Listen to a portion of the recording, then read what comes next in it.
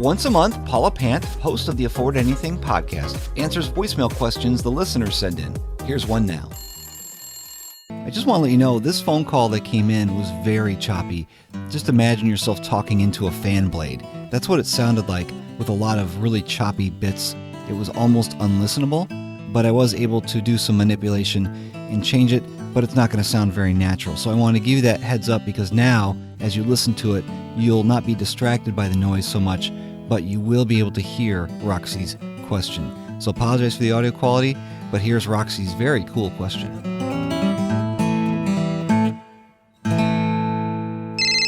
Hi Paula, on today's episode with Style and Turner, you had asked if any of us had any questions on things we'd like to cover on the show. I do have something that I'd like covered that I feel like isn't being done on any other podcast. What I don't hear a lot of is how are people in the FI community actually living once they hit FI. For example, are they living strictly off their rental portfolio? Are they pulling money out of their 401k and rolling it into their Roth every year? Are they using it on residual money from side hustles? When you reach that $1 million mark, how do you start to pull that money? And I'm sure in everyone's situation it will be different, but that would be something that I would find really useful. I do love the new show, and thank you for all you do. Thanks, Roxy, for the question. How about that? It's almost like we planned that. We totally didn't. You just led right into it. We don't plan much around here. That is my whole role, is just to lead you into the next segue. You're great at segues, Joe. Yeah, right. You ride them, right? That's a scooter? Yeah, that's right. Isn't that what that is? 2 wheels? Sure. I'm going to leave the bigger question for you. But in terms of where Roxy's question matches up with Serini, the problem people have is they're like, I'm saving all this money into, a pre-tax 401k. How do I get that money out early? Well, there's a rule called IRS Rule 72T, which is the SEPP rules. And all those rules say is that if you have money in an IRA, where traditionally you can't get money out before 59 and a half, there are ways to get it out early. Now, the cool thing is 401ks themselves, there are some other rules, which I don't think we'll get into today, where you can get money out somewhat early. So you might be able to get money out before 59 and a half, but your money's has been already rolled over to an IRA. You use these SEPP rules to take money out early without a penalty. Because if you try to take money out before 59 and a half and you don't follow some very specific rules, the IRS slaps you with this big penalty, 10% penalty, to take money out, and it gets uglier from there. So okay, wait. I would... Time out. Yes. First of all, every time you say SEPP, all I can think of is, yeah, you know me. You got your hands in the air, Paula? Yes. So let's pause here and actually let's go through this a little bit more. What does that mean? Specifically, yeah. Oh, you want me to actually dig through the jargon, huh? It's substantially equal periodic payments. Wow. I know that because I just Googled it. It's amazing that we have the Googler running while we do this. So substantially equal periodic payments, there's different ways to figure it out. But basically what it says is if you take out the same amount every year, and the IRS gives you a few different ways to calculate that, you can take out that amount and there won't be any penalty. Now there's lots and lots and lots of rules around this, and you got to be really careful. And instead of getting into the nitty gritty of how it works, because if you do it wrong, there are monster penalties for getting this wrong. So I would find a CPA if you're in that position, or a financial planner who knows what they're doing, who's done this many, many times, so that you're working with somebody who can walk you through how that works. My point to Serini, to get back, is, if you've done that tax triangle thing I've talked about, Serini's young enough, he won't have to do those SEPPs. Because the bigger answer to Roxy's question, and the way I'm sure you're going to answer it, is if you've got these other pots of money out there that have different tax treatment, you can easily live off other investments and let those tax sheltered investments continue to grow. Yes. Yeah, exactly. So first, to your earlier point about the 72T SEPP. You know me. So and I'll link to an article in the show notes that was written by my buddy Mad Fientist, where he kind of outlines this. But yeah, exactly as you said, conceptually, you contribute money into a pre-tax retirement account like a 401k or a 403b or a traditional IRA or whatever. You retire early, you calculate, and there's a bunch of rules around how to make that calculation. You calculate possible withdrawal amounts, and you'll need professional help to make that calculation. And then you can withdraw and, pay normal taxes on that amount every year as you're retired. So you don't have to pay an early retirement penalty. Is that right? Did I get it? Did I describe it correctly, Joe? Absolutely right. You don't have to have professional help. I think you and I would just advise people to have professional help because you can do it yourself. I just know, okay, I can do that myself, or I can pay somebody a little bit of money who's done this. Maybe they've done it 50, 60 times already. The penalties are so high. Spend a little bit of money to save a ton of money on taxes and not get walloped by the one piece of this you don't know. And the cool thing is, even though there's specific rules, Paula, you do have a few different options. So when they calculate it for you, or when you calculate it yourself, you will have a few different ones to pick from. So if you want to take less money out per year, you can use SCPP monies to take out less. Or if you really want to gut it when you're young and have a lot of partying now, you can do that to some degree also. Right. And I will link again in the show notes, which is at affordanything.com/episode 62, episode 62.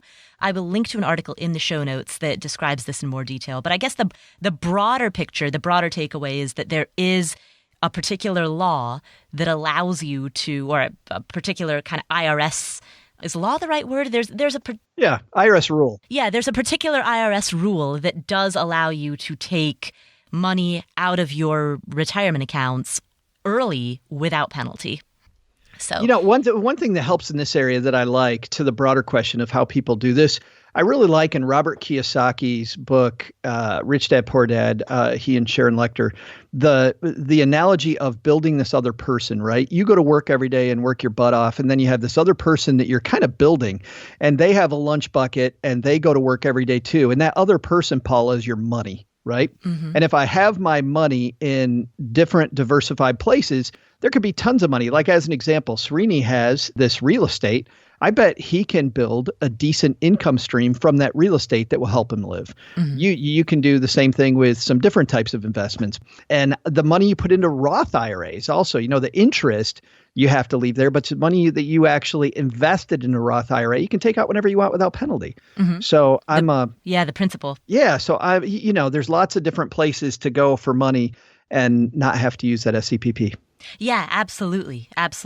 And that's the other piece of the answer to Roxy's question of how people in the FI community are able to access funds when they retire early. I mean, for me, and I realize rental properties are not necessarily for everybody. And I always want to emphasize anytime I talk about them that they're not necessary. They're optional, but they're not a requirement. You can absolutely retire early without them. That being said, there's no complexity to getting cash flow from a rental property. I mean, once you've got the rental property, once the system is set up, you've got, and you've got a stream of cash flow that's coming from that, I don't have to worry about being in violation of any particular IRS rules or meeting some kind of bureaucratic paperwork requirement. Like, I just get that cash flow that comes to my business bank account every year. And then it's up to me if I want to have zero other sources of income and live on that. I'm totally free to do that. Or if I want to reinvest that back into more rental properties, I can do that too. If I want to spend it all on a crazy weekend in Tijuana, I can do that. It's absolutely up to me, and I don't have to worry about anything. So I guess I'm a little rental property biased, but that's another good way of doing it. There's another piece of this, Paula, that you kind of touched on that wasn't a part of Roxy's question, but also I think should be.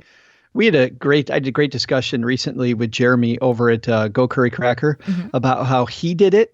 And, a lot of his key was spending money on things that were important to him. I mean, he got to the point that he was so sick of the 9 to 5 and the rat race that everybody was living. He sold everything except like a bike and the most necessary possessions so that he could get it earlier. And that way he's working as an engineer, making great money and saving not, 30% of it, 50% of it, or even 70 like Srini is. He's saving almost every dime, riding his bike to work and just focusing on what that goal is. When I find people that get that fire early goal and they're reaching that goal, they've decided that this is spending money only on what's important toward that goal is hugely important toward reaching that goal. Right, it is, but I think the question is, okay, well, you've got these savings, you want to invest the savings because that money can work for you in the form of investment a lot harder than it could if you were just stuffing it under your mattress. But if you were to put that money into the types of accounts in which you have limited access prior to a certain age, then what? Yep. You know, then you work the IRS magic. Yeah, exactly. That's when you call in the 72 SEPP, me rule. But but that being said, the way that I think about retirement accounts, and this is getting a little bit conceptual, but I don't think of a 401k or a 403b or an IRA. I don't think of them as quote unquote retirement accounts. I think of them as an agreement that an individual makes with the federal government. The government gives you some type of a tax advantage in return for you promising not to access that money until you reach a certain age. I love that. And so it isn't that this is like your retirement money per se. This is just the money that you've promised not to touch until you reach a given age. But you also have other money that you could spend on retirement, on early retirement. And that money could be placed in a taxable brokerage account or invested in rental properties or spent buying or building some type of a business in which you don't have to do a lot of the day-to-day management, because entrepreneurship is another leg of the retirement stool, particularly the early retirement stool. So that's so cool because it gets rid of the most common question that I think you and I get, which is all my retirement money is in retirement accounts. But if you don't think of those as retirement accounts, then quote retirement or FIRE or whatever your goal is becomes this much wider thing. Exactly. Cool. So, awesome. I feel good about that. And again, I'm going to link to a lot of stuff in the show notes, affordanything.com/episode 62. While you're there, you can subscribe for free show notes to be delivered to your inbox every Monday. So fill out the little box asking for your name and email. Hey, did you enjoy this excerpt from the Afford Anything podcast? Then click to download our free ebook, Escape. You'll be taken to a page where you can enter your email for immediate access to everything you need to know about escaping the 9-to-5 grind to live life on your terms. And you can also subscribe with one simple click to get alerted when new videos are uploaded.